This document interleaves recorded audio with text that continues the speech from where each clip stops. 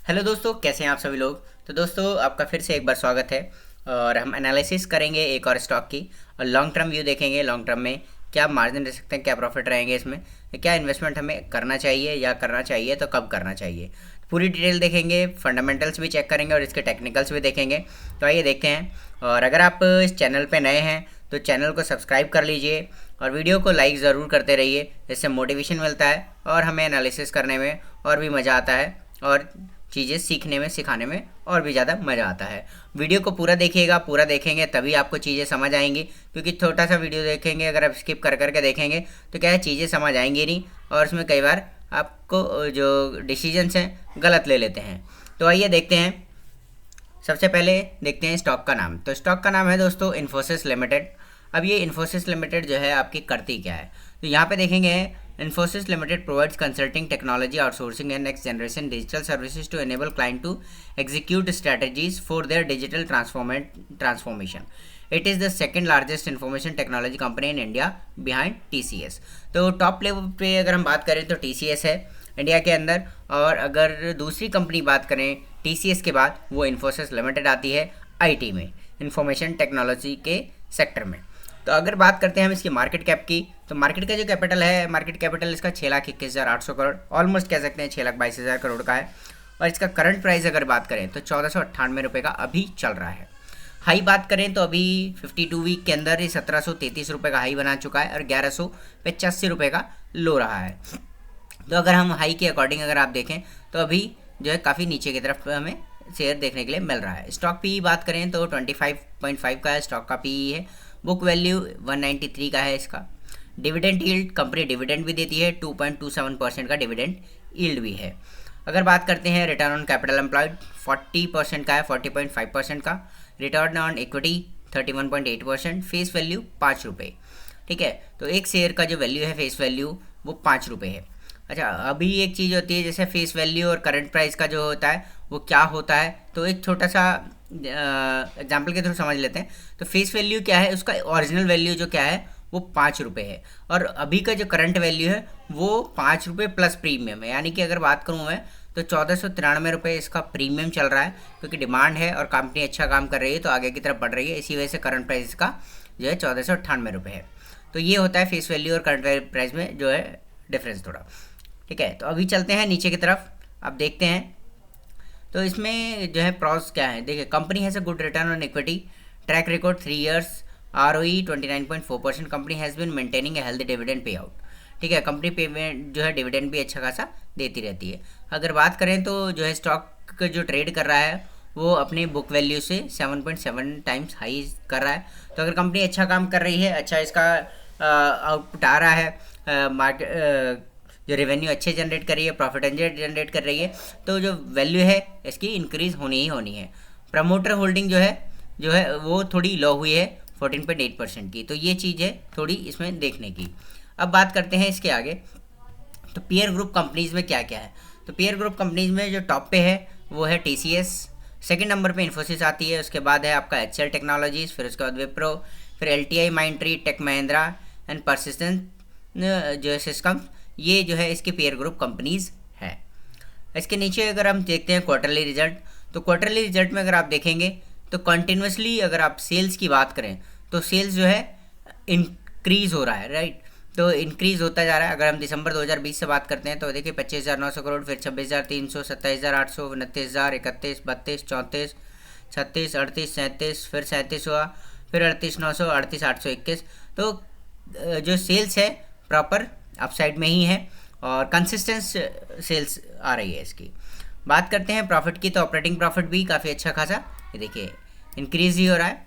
अगर बात करते हैं प्रॉफिट बिफोर टैक्स और आफ्टर टैक्स, तो नेट प्रॉफिट की अगर बात करें तो अभी जो दिसंबर क्वार्टर में 6,000 करोड़ का इनका 6,113 करोड़ रहा है। अगर पिछले क्वार्टर की बात करें सितंबर की, तो 6,215 करोड़ का रहा है इनका प्रॉफिट, नेट प्रॉफिट। अभी अगर बात करें तो इसका जो रिज़ल्ट है फिर से इन्फोसिस का आने वाला है, तो अप्रैल में ही प्लान है, अप्रैल में ही इसका रिज़ल्ट फिर से आएगा। तो देखते हैं क्या रिज़ल्ट रहने वाला है। ठीक है, और इसके साथ ही अगर आप देखेंगे तो प्रॉफिट एंड लॉस, तो P&L जो अगर देखते हैं तो मार्च 2023 की अगर बात करें तो 1,46,700 67 करोड़ का सेल्स था, इसमें कि 1,11,637 करोड़ के एक्सपेंसेस। और जो नेट प्रॉफिट की अगर हम बात करें तो नेट प्रॉफिट 24,000 करोड़ का रहा था। और अगर हम करंट ईयर की बात करें तो करंट में अभी तक जो है 24,400 करोड़ का प्रॉफिट इसमें नेट दिख रहा है। ठीक है, अब चलते हैं इसका बैलेंस शीट देखते हैं। तो बैलेंस शीट में अगर आप देखें तो रिजर्व्स जो है कॉन्टिन्यूसली बढ़ रहे हैं। रिजर्व्स अगर आप देखेंगे तो 2012 के आसपास अगर देखेंगे तो 31,000 करोड़ था, और ये बढ़ते बढ़ते आज के समय में अगर देखेंगे तो 78,698 करोड़ का इसमें रिजर्व आ गया। तो रिजर्व कॉन्टिन्यूसली बढ़ता जा रहा है। इक्विटी कैपिटल की बात करें तो 2070 करोड़ का इक्विटी कैपिटल है।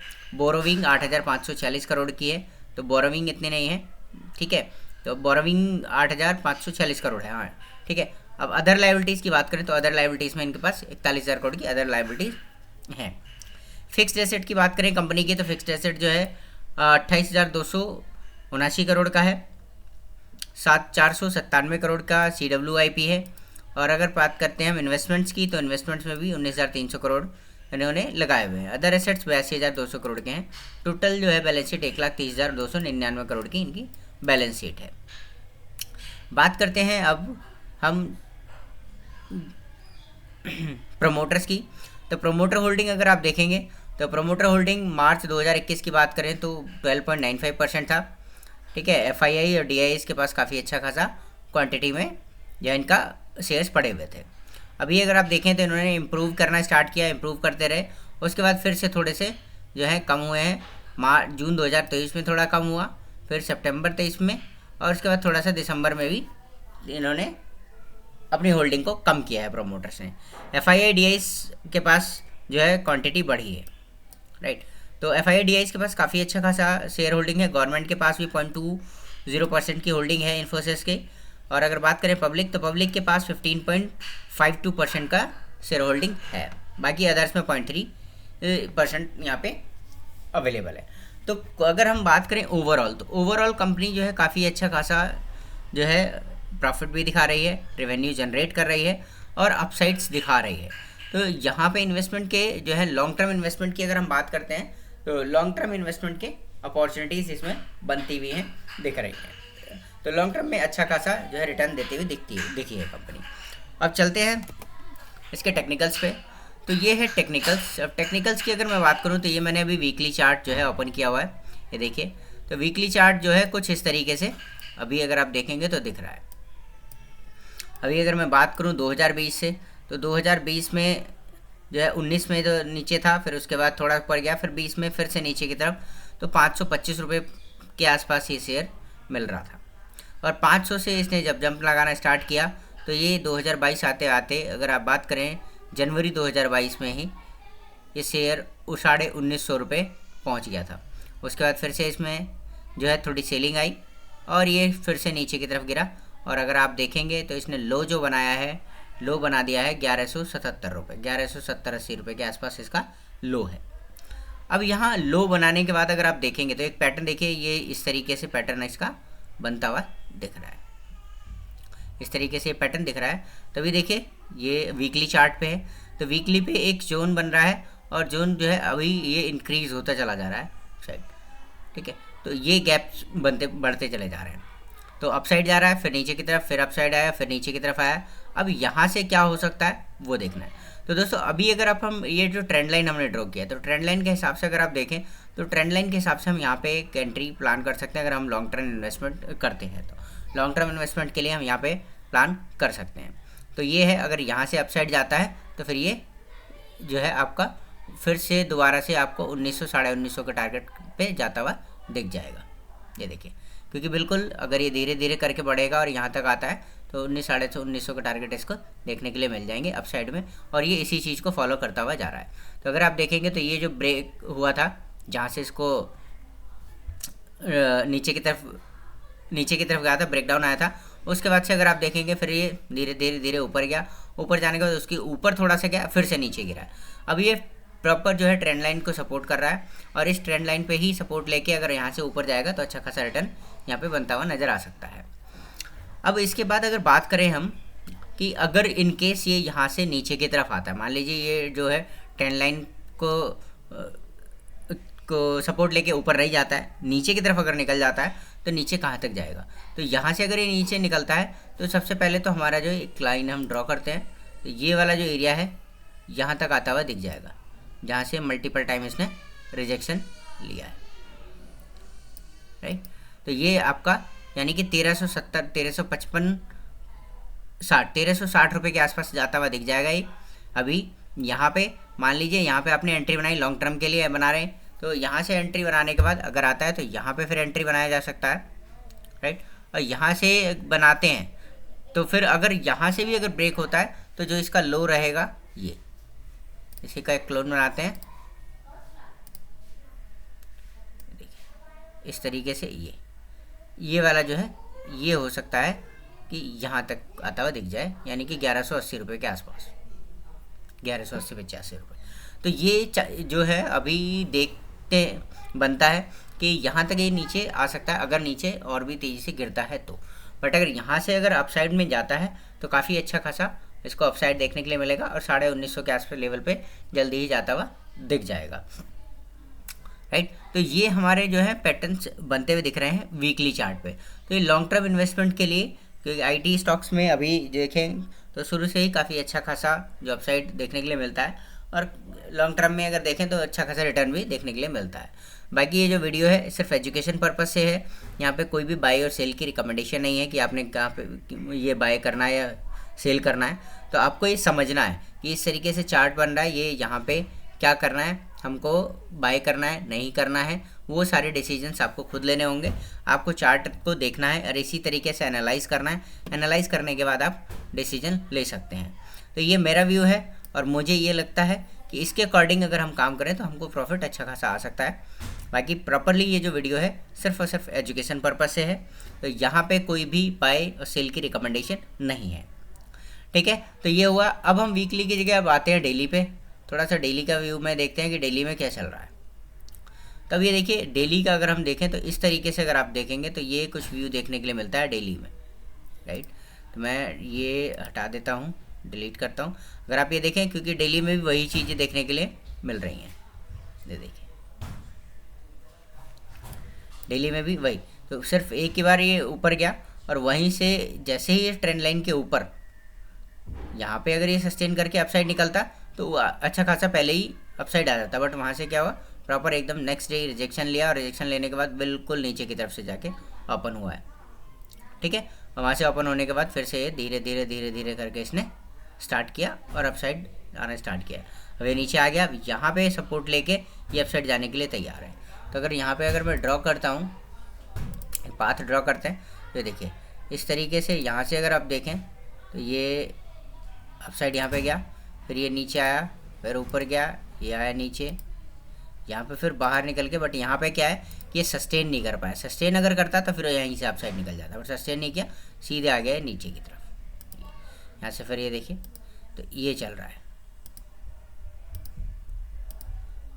अब यहाँ पे ये आ चुका है।